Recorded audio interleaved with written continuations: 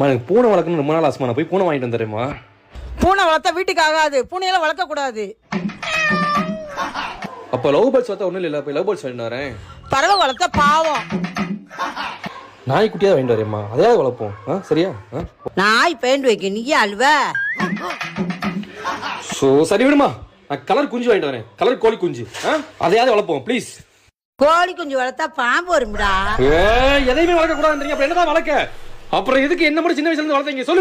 சொல்லுங்க. ஆச்சியோட அம்மாவை வயசான பிறகு யார் பார்த்தா? ஆச்சி. ஆச்சிக்கு வயசான பிறகு யார் பார்த்தா? நீங்க. அப்ப எனக்கு வயசான பிறகு யார் பார்க்கணும்?